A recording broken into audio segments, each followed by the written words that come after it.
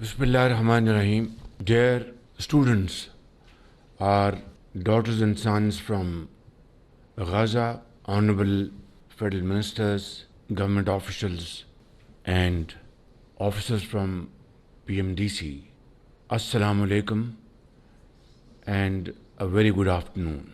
It's really a great honor to be standing before you, students from Gaza, very shining and outstanding students who have now arrived Pakistan in their second home. Your plight is all very well known, not only to us, but the entire world. And it is heart-wrenching to watch day in and day out brutalities, atrocities being committed by Israeli occupation forces, which have so far killed more than 43,000 Palestinian brothers and sisters. Thousands of them martyred in the arms of their mothers. Thousands on the streets of Gaza. Cities after cities have been demolished. Villages after villages have been razed to ground. And yet, the international community has yet to act. Speeches, resolutions, and commitments are still to see the light of the day. Whether these are Security Council resolutions or other international forums, including ICJ at Hague, nothing has helped in bringing ceasefire in Gaza, and the world has not seen this kind of carnage in contemporary history. I want to share my sincere feeling with you, my dear students, our brothers, our sisters, that Pakistan is your second home. Our hearts are there for you. Our houses are there for you. Our institutions are there for you. Our teachers are there for you. Everything we can do will not be enough to make you comfortable in Pakistan.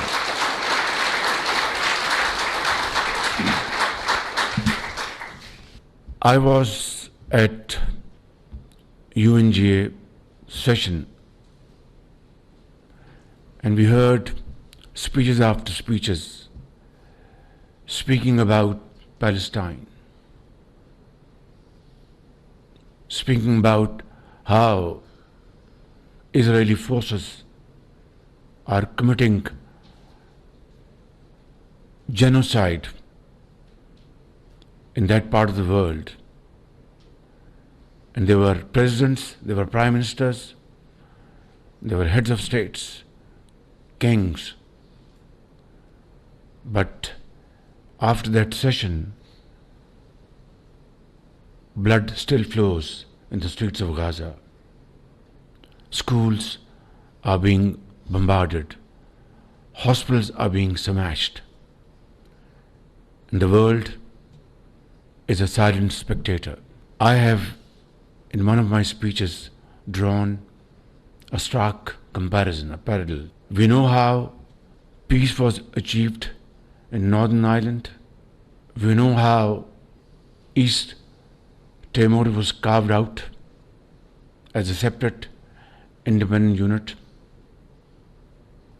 And we know how Sudan was divided And you know how Bosnia's cries were finally heard after thousands and thousands of Muslims were martyred over there. And collective graves were seen by the world. Only then international community came to action. This stark comparison tells us that when the powerful and the mighty wants to achieve something, it is achieved. And when the powerful and mighty want to ignore something, it is ignored. Yet, the hopes of Palestinian people gives inspiration to the entire world, facing these stupendous challenges, losing every member of their families. The other day, the world saw two sisters traveling together, and then the elder sister holding the younger sister. God knows where their mother and father is. These kind of heart-wrenching stories have touched every heart, living heart in this world. But it has not touched those who matter and those who have to take a decision to save the people of Gaza and Palestine and Lebanon. Therefore, my brothers and sisters, this is just not a gathering of students, it's a gathering of a family. And I want to assure you that Pakistan is your second home.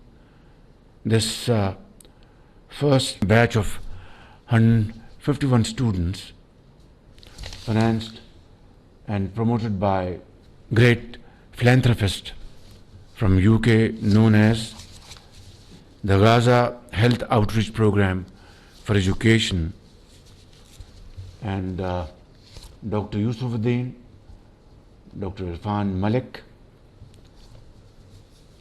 They have already earned places in Jannah, inshallah. I have already instructed my colleagues, not instructed, requested them that we have to invite many more 100 students from Gaza to Pakistan who can get highest quality education in Lahore, Karachi, Peshawar, Quetta, Islamabad, and we will be playing host to you. Believe me,